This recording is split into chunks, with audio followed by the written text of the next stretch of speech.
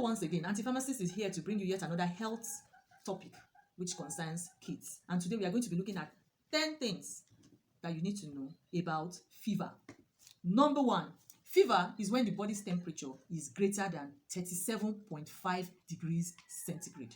And that is why it's very important for you to have a thermometer at home so that you can be able to determine early when your child has a fever. Doing this is not accurate. You need a thermometer. So when you see 37.5 or above, that's a fever. Number 2, fever has benefits. It's actually the body's way of dealing with an infection that has invaded the body. So it raises the temperature with the view to making the environment in the body unconducive for the growth of that infection. But at the same time, when it gets out of hand, especially when it becomes above 38 degrees centigrade, we need to do something about it. Number 3, immunization can cause a fever. So your child needs to be immunized against certain deadly diseases. Immunization is a process whereby a very mild form of that disease is injected into your child so that when he sees the bigger one, he's ready to tackle it. Now, that can trigger a fever, which occurs within 24 hours, sometimes to 3 days after the immunization has been given. And so it's important for you to know that that fever may not be caused by malaria or some other things. It could be because of that immunization, which brings me to number 4. Malaria is not the only reason why your child could be having a fever. Many times when there is a high temperature, the first thing that you will think about is malaria.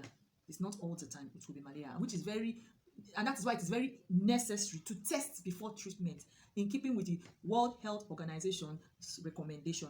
And that is why now we have readily available in many pharmacy stores what we call malaria rapid diagnostic test kits, which you can buy and use at home to test whether or not your child has malaria.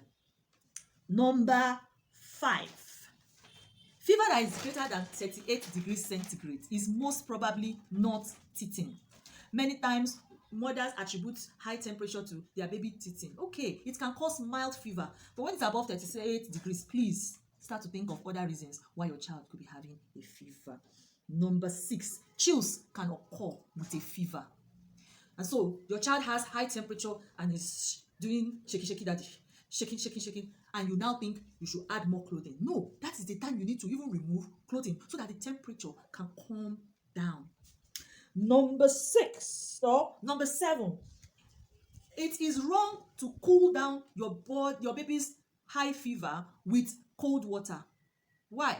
Because that can trigger the shivering response, which increases ultimately the temperature of that child. So it's counterproductive to use cold water to cool down a baby's fever. What you should do is to tepid sponge. You take a towel, soak it in tepid water, that's mild lukewarm water, and use it to sponge your baby.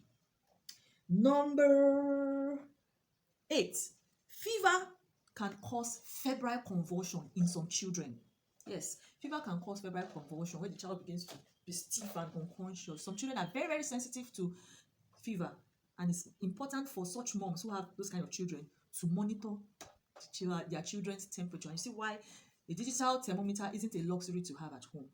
And number 9, fever can cause dehydration, insensible loss of water from the skin that you cannot even see because temperature is high. So when water gets to the surface of the skin, it just evaporates. Unlike when the child sweats and you are able to notice that the child is losing water. It's important to give enough fluids to a child who is having a fever to prevent dehydration. Dehydration is not something you want to see your child pass through. Story for another day. We will look at how you can tackle we'll look at dehydration in depth one of these days. And number 10, once the child's temperature is greater than 39 degrees centigrade, or it's accompanied by other symptoms such as vomiting, extreme weakness, or stiffness of the neck, please, it is time to seek professional advice fast. I hope this video has been helpful. Feedback from you is very much welcome. I remain Anti-Pharmacist. Cheers.